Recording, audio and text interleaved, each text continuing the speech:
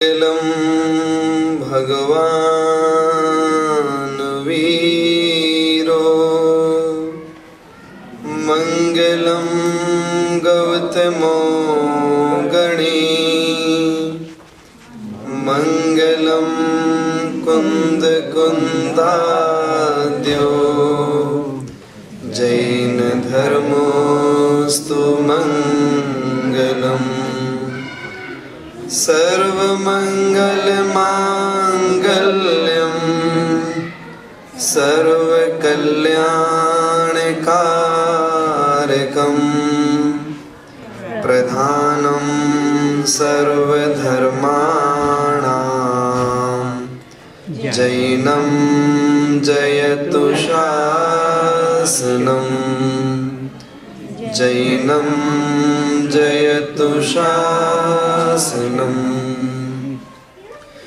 दो नीले दो लाल जिन दो गोरे भगवान दो तीर्थंकर जी हरे 16 स्वर्ण समान। मैं नन्हा बालक प्रभु नहीं मुझ में कुछ ज्ञान मेरे उर में आ बसो 24 भगवान। जय बोलो पंच परमेष्ठी भगवान की, देवाधिदेव 1008 श्री महावीर भगवान की, द्वादशांग जनवाणी माता की, परम पूज्य आचार्य गुरुवर विद्यासागर जी महाराज की, 10 लक्षण महापर्व की, उत्तम आर्जव धर्म की,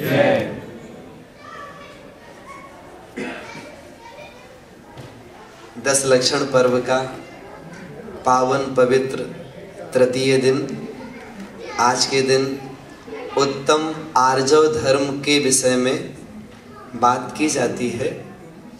धर्म कोई भी हो, ये धर्म एक दिन का नहीं है। धर्म तो अनादि अनंत है और प्रतिदिन हर पल हर समय धर्म का पालन किया जाता है। हम आप लोग अपनी अपनी शक्ति के अनुसार, अपने भावों की विशुद्धि के अनुसार इन धर्मों का पालन किया करते हैं। आचार्यों ने आर्जव धर्म की परिभाषा बताते हुए लिखा है, योगों की अवक्रता आर्जव है। योग मन वचन और काय, इनकी अवक्रता अर्थात सरलता, सरलता अर्थात ऋजुता। हमारा मन वचन और शरीर जितना सरल होगा उतना अधिक आर्जव धर्म हमारे नजदीक आता जाएगा। और यदि हमारे मन में कुटिल परिणाम है तो कुटिलता ही आत्मा के लिए अहितकारी हो जाती है। उदाहरण दिए जाते हैं, जैसे सर्प अपने बिल में जब जाता है तो वह सीधे ही जाता है। वैसे ही यदि हमें आत्मा की ओर जाना है तो जब सीधापन जीवन में आएगा तभी जा पाएंगे।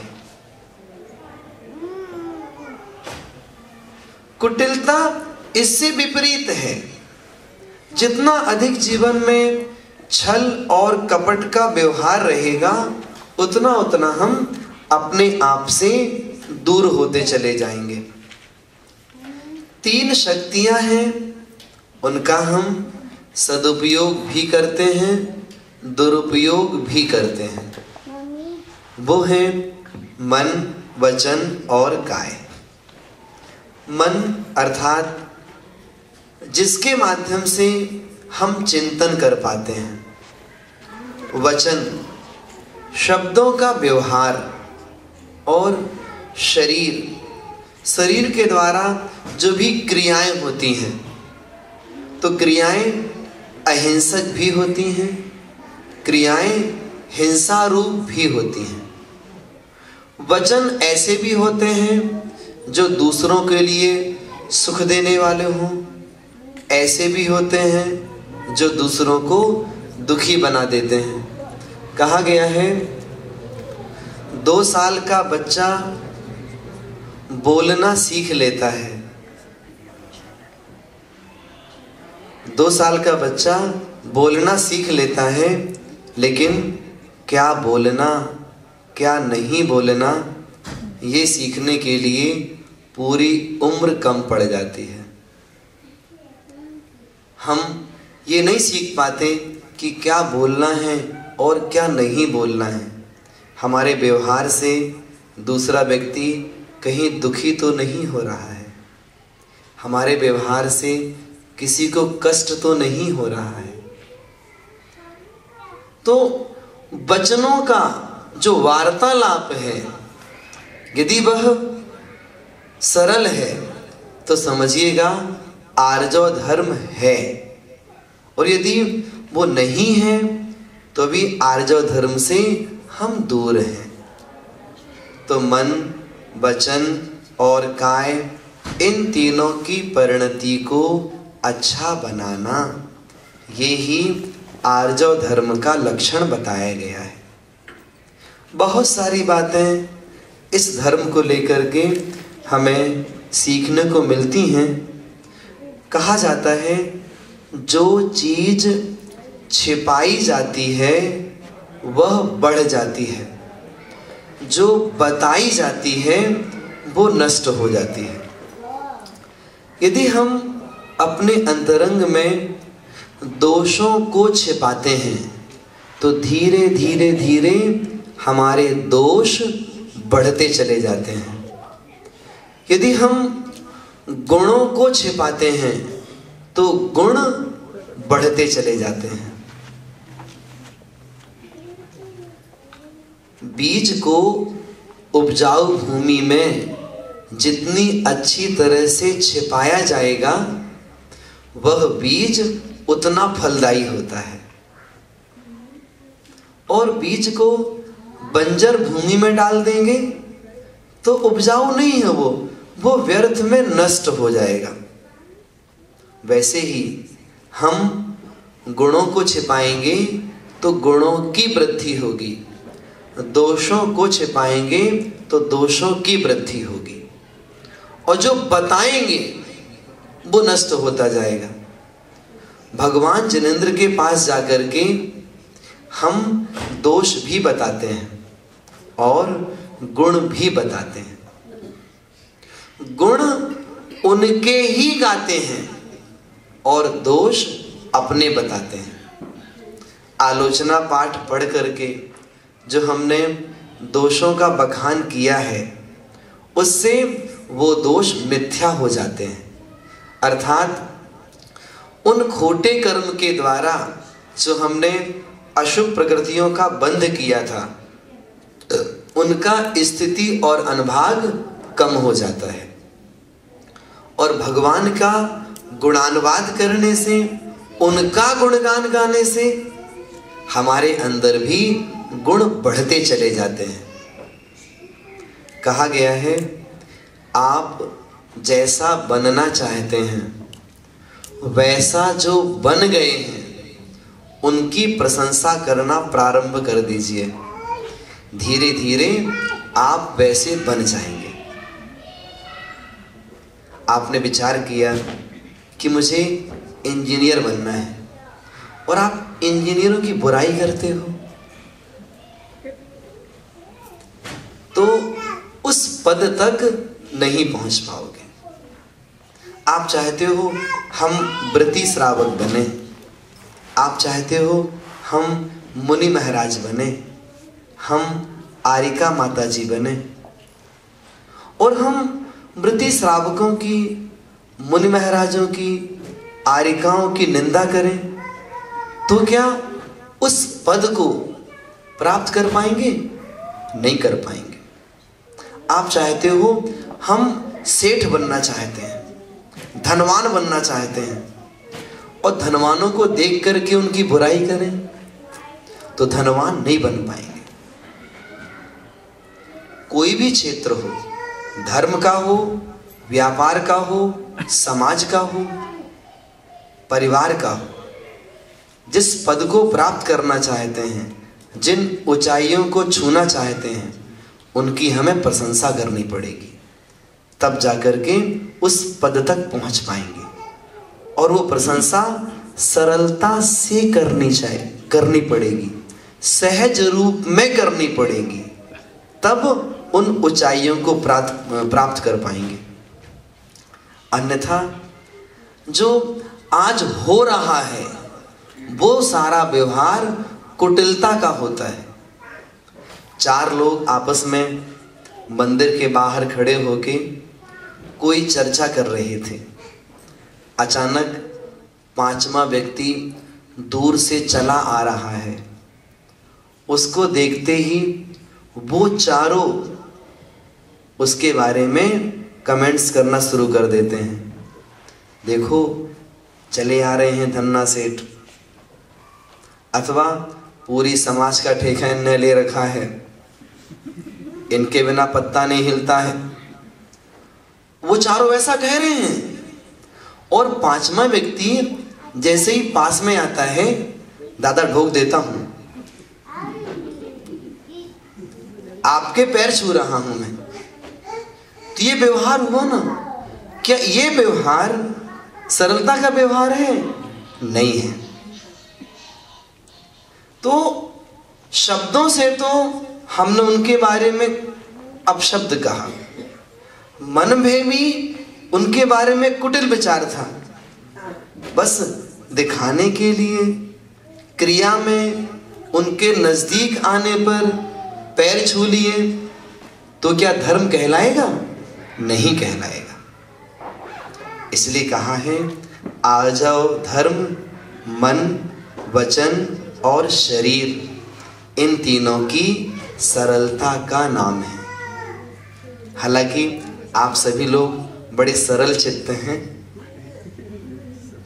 और भली प्रकार से अपना जीवन यापन करते हैं, यथाशक्ति धर्म धारण भी करते हैं।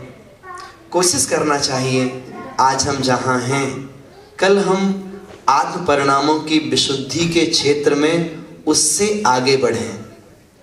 जितना धर्म आज कर पाते हैं, कल हम इससे अधिक धर्म कर पाएंगे। हमारे भाव आज जितने विशुद्ध हैं, कल हमारे परिणाम और अच्छे हों, ये हम भावना भाएं।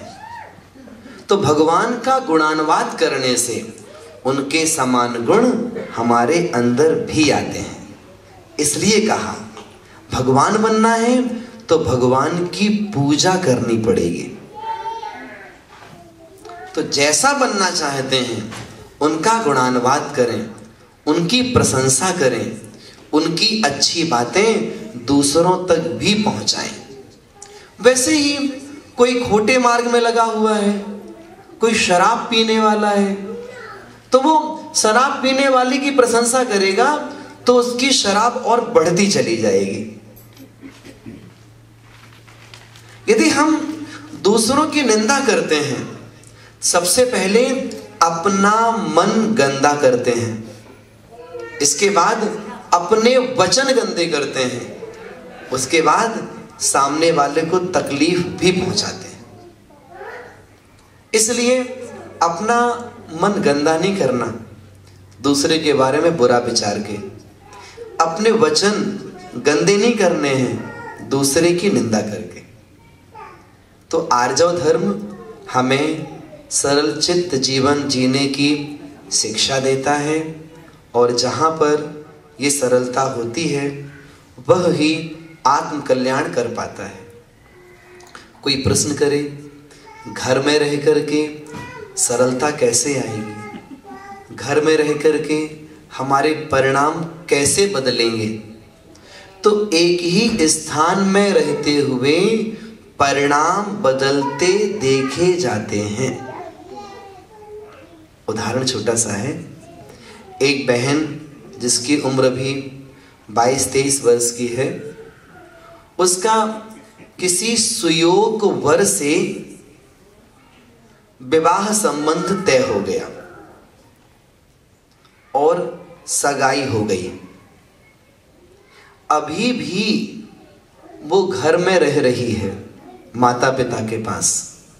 सगाई के पूर्व भी घर में ही रहती थी माता पिता के पास। अब उसके हृदय से पूछो कि कल के रहने में और आज के रहने में क्या अंतर है।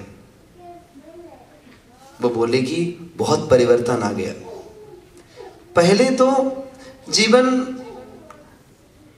किसी भी कमरे में चले जाना, भाभी को डांट देना, पिता से कुछ भी कह देना, ऐसे मंदिर चले जाना, लेकिन अब लहजा आ गया।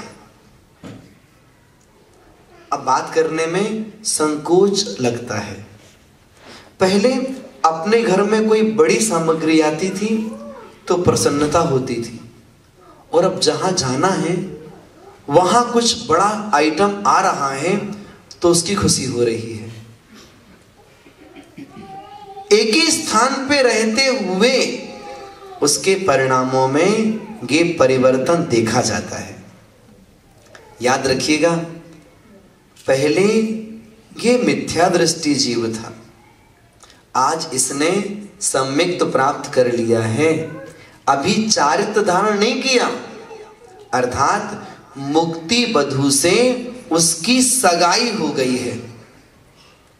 सम्यक तो होते ही सगाई हो गई।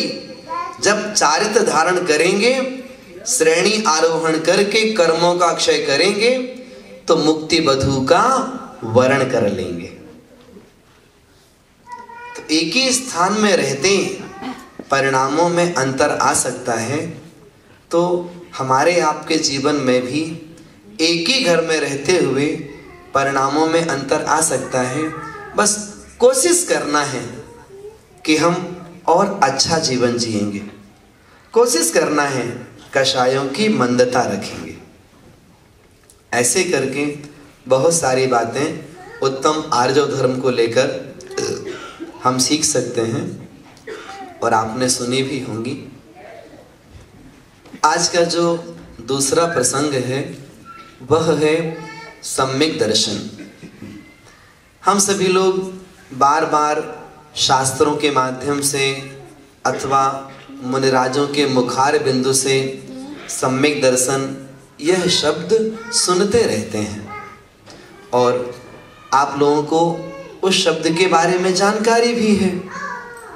आज अपन उसी में और विशेष चर्चा करते हैं कि सम्यक तो क्या है, ये कैसे उत्पन्न होता है और उसकी क्या विशेषताएं हैं।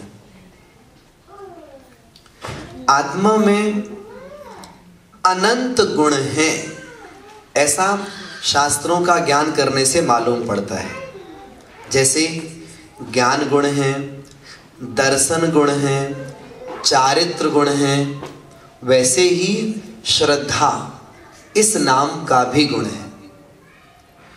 उस श्रद्धा की परिणति दो प्रकार से होती है, मिथ्या श्रद्धा और सम्यक श्रद्धा। जब वह श्रद्धा मिथ्या होती है तो उसे मिथ्या दर्शन कहा जाता है, अथवा उस श्रद्धा को धारण करने वाले जीव को मिथ्या दृष्टि इस नाम से कहा जाता है। जब हमारी श्रद्धा समीचीन हो जाती है, जब हमारी श्रद्धा यथार्थ हो जाती है, तो उसे सम्यक श्रद्धा कहा जाता है, उसे सम्यक दर्शन कहा जाता है। और सम्यक दर्शन को धारण करने वाला जो जीव है उसे सम्यक दृष्टि कहा जाता है। ऐसे मिथ्या दृष्टि और सम्यक दृष्टि दो प्रकार से हम जीवों के भेद कर सकते हैं। दृष्टि अर्थात श्रद्धा। दृष्टि का मतलब देखना भी होता है, लेकिन सम्यक दर्शन में दर्शन का मतलब श्रद्धा, दृष्टि का मतलब श्रद्धा है। ये सम्यक दर्शन कैसे प्राप्त होता है? तो इसकी प्राप्ति में अंतरंग और बहिरंग दो कारण होते हैं। अंतरंग कारण अनंतानुबंधी क्रोध, मान, माया, लोभ, मिथ्यात्व, सम्यक मिथ्यात्व और सम्यक्त प्रकृति, ये मोहिनी कर्म के 28 भेदों में 7 प्रकृतियों के नाम बताए गए। तो इन 7 कर्मों का जब उपशम हो, मतलब दब जाएं, इनका क्षयोपशम हो अथवा इन कर्मों का क्षय हो जाए, तो जीव सम्यक दृष्टि कहलाता है। ये अंतरंग कारण है। सम्यक दर्शन प्राप्ति के बहिरंग कारण आचार्यों ने चारों गति की अपेक्षा से भिन्न भिन्न कह दिए। यदि हम मनुष्यों की बात करें, त्रियंचों की बात करें, तो कहा गया भगवान जिनेंद्र के दर्शन करने से सम्यक तो हो सकता है, जिनवाणी का स्वाध्याय करने से सम्यक तो हो सकता है, अथवा पूर्व भाव का स्मरण हो जाए कि हम पहले कैसे थे और वर्तमान की परिस्थितियों को देखें और श्रद्धा मजबूत हो तो सम्यक तो हो सकता है। इतने मात्र से काम हो जाएगा, तो ये बहिरंग साधन बताए। इसके अलावा और भी हेतु कहे आचार्यों ने। उन्होंने कहा सच्चे देव, सच्चे शास्त्र और सच्चे गुरु पर श्रद्धान करना, ये भी सम्यक्त प्राप्ति का साधन है। सबसे पहले उन्होंने सच्चे देव की बात की। आचार्य कुंद स्वामी जी ने इस विषय को लेके बहुत सुंदर कारिका लिखी। वे कहते हैं, जो जानदि अरहंतम दब्बत गुणत पज्जयते हिम, सो जानदि अपाणम मोहो खलु जादित सलयम। जो जानदि अरहंतम, जो अरहंत को जानता है। कैसे? द्रव्य से, गुण से और पर्याय से। द्रव्य से ये शुद्ध आत्मा है, गुण से इनके पास ज्ञान, दर्शन, सुख, वीर्य ये गुण हैं। पर्याय से इनके पास केवल ज्ञान है, केवल दर्शन है, अनंत सुख है, अनंत वीर्य है। ऐसे ही अनंत चतुष्टय के धनी हैं। जो अरहंत को जानता है वह अपनी आत्मा को जानता है, और जो अपनी आत्मा को जानता है उसका मोह नियम से क्षय को प्राप्त होता है, अर्थात वह जीव सम्यक दर्शन को प्राप्त करता है। देव के बाद शास्त्र की बात आई, लेकिन अभी देव की बात समाप्त नहीं की उन्होंने। आपने कहा कि देव को जानो, अर्थात अरहंत को जानो। तो अरहंत को क्यों बता रहे हो?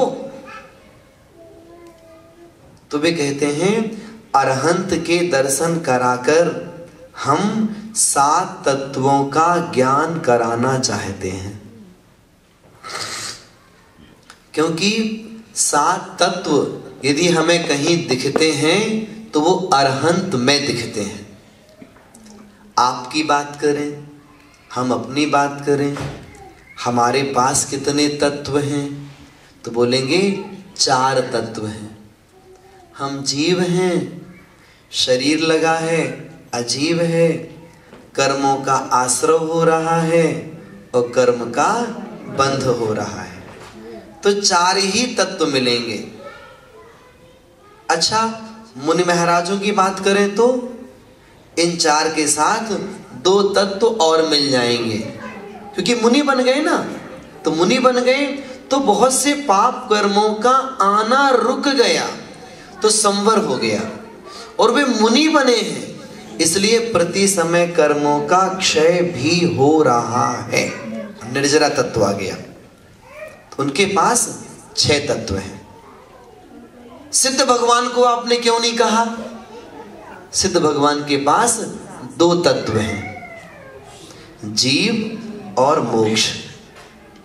हमें 7 तत्व के दर्शन करने हैं, इसलिए अरहंतों के पास जाना पड़ेगा।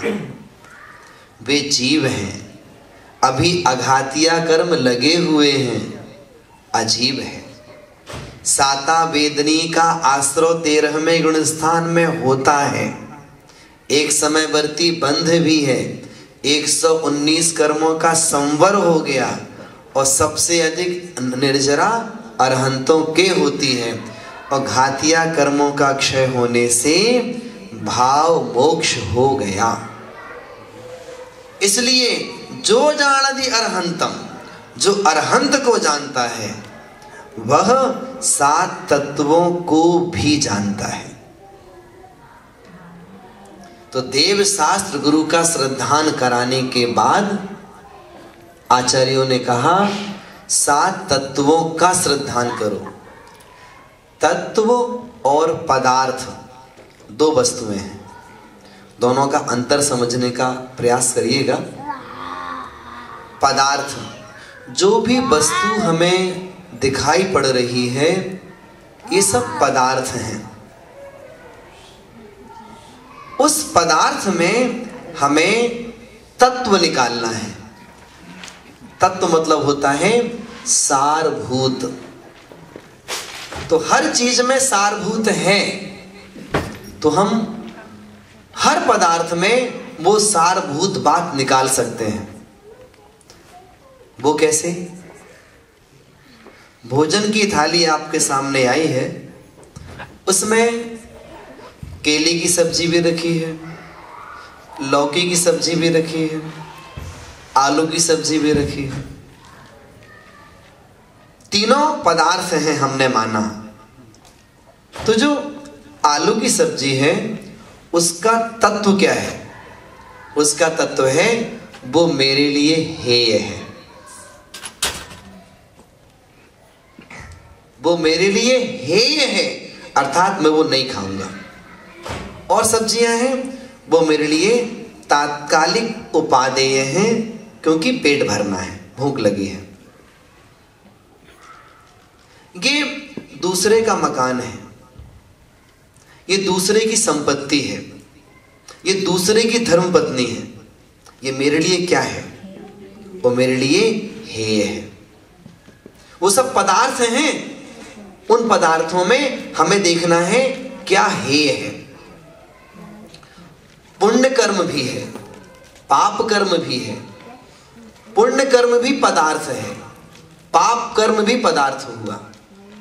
पाप कर्म हेय है, पुण्य कर्म तात्कालिक उपादेय है। कर्मों का संवर, कर्मों का क्षय होना, ये मेरे लिए उपादेय है। मोक्ष स्थान वो भी पदार्थ है, वो मेरे लिए परम उपादेय है। इस संसार में जितने भी पदार्थ मालूम पड़ते हैं, उन पदार्थों का तत्व हमें खोजना है।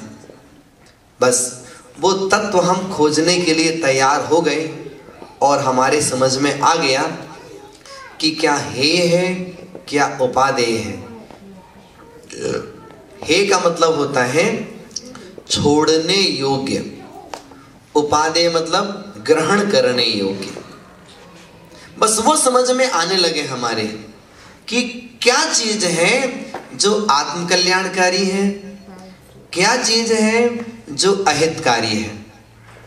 इतना समझ में आ गया तो समझिएगा कि हम हर वस्तु का तत्व, हर वस्तु का सार बड़ी आसानी से निकाल सकते हैं। तो जैनाचार्यों ने सम्यक दर्शन प्राप्ति के लिए सच्चे ने उस सम्यक दर्शन की बात की। तो प्रतिदिन 2-5 मिनट 10 मिनट हमें एकांत में बैठ करके अपने बारे में अवश्य ही विचार करना चाहिए कि जब ये मेरे साथ रहने वाला ये शरीर ये भी मेरा नहीं है तो बाहरी पर पदार्थ मेरे कैसे हो सकते हैं। उस नन्हे बालक की तरह अपने जीवन का भी विचार करके भेद विज्ञान करने का पुरुषार्थ करना चाहिए। अंतरंग परिणाम वैसा बनाना चाहिए। सम्यक दृष्टि का जीवन कैसा होता है, आचार्यों ने बहुत सारी बातें उसके विषय में कही हैं। वह संसार, शरीर और भोगों से उदासीन रहता है। संसार में रहते हुए भी उससे उदासीन रहता है। उदासीन का मतलब क्या भोजन नहीं करता, क्या व्यापार नहीं करता? भोजन भी करता है, व्यापार भी करता है, लेकिन जीने के लिए खाता है, खाने के लिए नहीं जीता। इतना केवल अंतर है।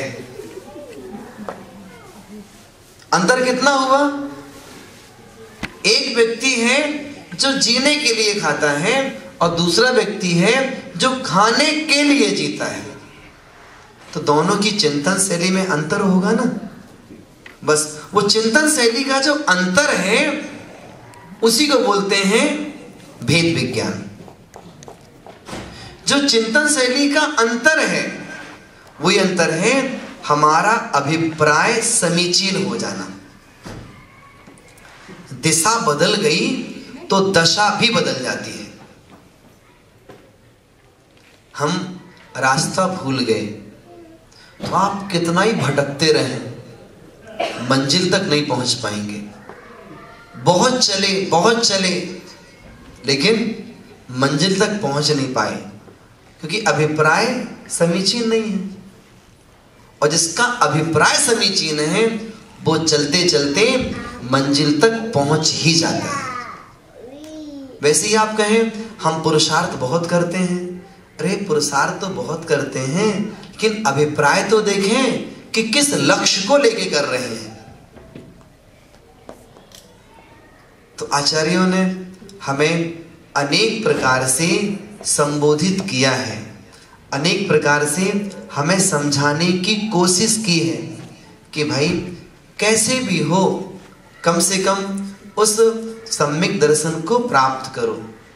तो जो संसार है, संसार में रहते हुए भी वह सम्यक दृष्टि जीव संसार में रचता पचता नहीं है, ये उसकी विशेषता है। फिर शरीर, अब शरीर भी धारण किए हुए है, स्नान भी करता है, लेकिन ये देखना है कि जिसमें कम हिंसा हो हम ऐसी साबुन लगाएंगे, जिसमें कम हिंसा हो ऐसा टूथपेस्ट यूज करेंगे। शरीर के श्रृंगार के लिए उन पदार्थों का सेवन करेंगे जिसमें हिंसा कम होती है, जिनमें साक्षात हड्डी की चर्बी जिसमें मिली हो, हड्डी का चूरा मिला हो, ऐसे साबुन से हम नहीं नहाएंगे। हम ऐसे साबुन से नहाएं और मंदिर आके भगवान का स्पर्श करें, हम तो एकदम क्लीन होके आएंगे। टिच साबुन कौन सी थी भाई? तो नहाने की मनाही नहीं है, वो भी स्नान करता है, लेकिन उसकी दृष्टि में यह बात रहती है कि हम कोशिश करेंगे कि अहिंसक वृत्ति को अपनाएं। एक बाल्टी पानी में स्नान हो जाएगा तो हम टब में बैठ के नहीं नहाएंगे, किसमें हम 15 बाल्टी पानी खर्च करें शावर। तो संसार, शरीर, तो शरीर की क्रियाएं तो सब होती हैं, लेकिन उसका अभिप्राय समीचीन होता है। फिर भोग, भोग भी भोगता है लेकिन उसकी मर्यादा रखता है। सम्यक दृष्टि के बारे में कहते हैं कि वह प्रशम, संवेग, अनुकंपा और आस्तिक्य इन गुणों का धारी होता है। ये पहचान बताई जा रही है, इसमें आप दूसरे में मत टटोलिएगा और उसको बहुत गुस्सा आती है उसको, तो वो सम्यक दृष्टि नहीं हो सकता। आप पड़ोसी में मत टटोलिएगा, है ना। ये जो बात बताई जा रही है, हमें अपने श्रद्धान को देखना है कि हमारा श्रद्धान कितना मजबूत है और हमारा आत्मा के प्रति आत्मविश्वास कितना है। तो प्रशम, कषायों की मंदता, ये मत समझिएगा कि आपको गुस्सा नहीं आता तो आपके पास कषाय नहीं है। अहंकार भी कषाय है, छल कपट भी कषाय है, लोभ भी कषाय है। ये चारों कषाय कहलाती हैं। इन चार में से किसी की भी तीव्रता हो तो प्रशम गुण नहीं कहलाएगा। चारों कषाय की मंदता हो तो प्रशम गुण है। दूसरा है संवेग, अर्थात पाप से अरुचि, धर्म में रुचि, ये संवेग कहलाता है। अनुकंपा, जीव दया, अपने समान दूसरों को भी समझना, ऐसा व्यवहार नहीं करना कि उसको दुख हो, और कोई दुखी प्राणी है उसका दुख दूर करने का पुरुषार्थ करना या भावना भाना कि इसका दुख दूर हो जाए। फिर है आस्तिक्य, अर्थात आत्मा पर, लोक अलोक पर, संसार की व्यवस्था पर आस्था रखना कि आत्मा का अस्तित्व त्रैकालिक है। जन्म मरण तो होता है लेकिन कभी आत्मा का नाश नहीं होता। कोई लोग ऐसा बोलते हैं पृथ्वी, जल, अग्नि, वायु और आकाश, इन पंचभूत तत्वों से मिलकर के ये शरीर और आत्मा बने हैं, मरण हो जाएगा तो उसी में विलीन हो जाएंगे, इसलिए खाओ पियो ऐश करो, ऋण लेके घी पियो। क्यों? क्योंकि आत्मा तो पंचभूत तत्वों में चली जाएगी। ऐसा चार्वाक मतावलंबी की मान्यता है। याद रखिएगा, वो चार्वाक मतावलंबी कोई अलग से नहीं है, हमारे अंदर भी वो भाव हो सकता है यदि हम ऐसा सोचते हैं। तो वो चार्वाक मत हमारे भीतर भी हो सकता है। कोई ऐसा मानते हैं आत्मा कहाँ है? आत्मा तो इधर जहां चंदन लगाते हैं ना, यहां आत्मा है, अथवा जो हृदय का मध्य का स्थान है यहां आत्मा है। ऐसा नहीं है, आत्मा सर्वांग में है। जितना हमारा शरीर है इसके प्रमाण ही आत्मा होती है। शरीर और आत्मा, जितना शरीर उतनी बड़ी आत्मा है। अर्थात हमें पूरे शरीर में संवेदन हो रहा है तो आत्मा शरीर के प्रमाण कही जाती है। जैसे दूध में घी कहाँ है? सर्वांग में है। तिल में तेल कहाँ है? सर्वांग में है। वैसे ही इस शरीर में आत्मा कहाँ है? सर्वांग में है। ये जैन वांग्मय का सिद्धांत है और इसके अनुसार ही हमें अपनी धारणा पक्की करनी है। ये चौथा गुण कहलाता है आस्तिक्य गुण, कि आत्मा पर आस्था रखना, आत्मा के स्वरूप पर विश्वास करना कि मेरी आत्मा अनादिकाल से इस संसार में है और जब तक मोक्ष नहीं होगा संसार में रहेगी, और जब मोक्ष हो जाएगा तो लोक के अग्रभाग में सिद्धालय में जाके विराजमान हो जाएगी और वहां भी अनंत काल तक रहेगी। जो आत्म तत्व है ये ध्रुव है, शाश्वत है। आचार्य विद्यासागर जी महाराज कहते हैं, मरण क्या है? ड्रेस और एड्रेस का बदलना मरण है। आत्मा तो वही रहती है। ड्रेस, अभी ये औदारिक शरीर है, यहां से देवगति में चले गए तो ये ड्रेस बदल गई। एड्रेस, अभी मनुष्य गति से जाने जाते थे, फिर देवगति से जाने जाएंगे। इतना परिवर्तन होता है, बाकी आत्मा तो वही रहती है। जो संस्कार हमारे यहाँ पर हैं, अच्छे हों या बुरे हों, इन्हीं संस्कारों के साथ में हम अगली पर्याय तक जाते हैं। ऐसा करके प्रशम, संवेग, अनुकंपा और आस्तिक्य, इन गुणों की बात आचार्यों ने की है। हम देखें हमारा सम्यक्त्व मजबूत है या नहीं, हम सम्यक दृष्टि हैं या नहीं। कुछ थर्मामीटर आचार्यों ने बताए हैं।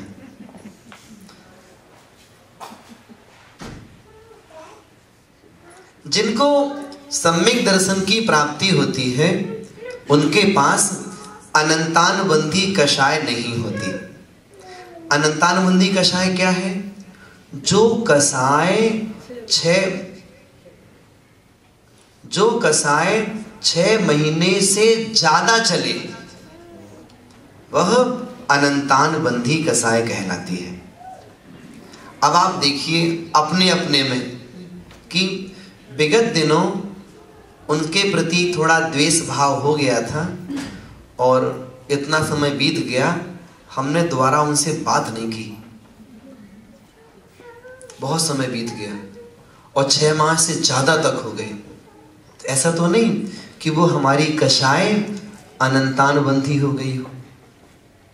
याद रखिएगा, राग हो या द्वेष हो, दोनों में से कुछ भी हो बे, यदि उसका संस्कार 6 माह से ज्यादा चल रहा है तो अनंतानुबंधी कहलाएगी। तो फिर आप कहेंगे कि हमको तो रहते रहते कितने साल हो गए? 35 साल हो गए शादी को।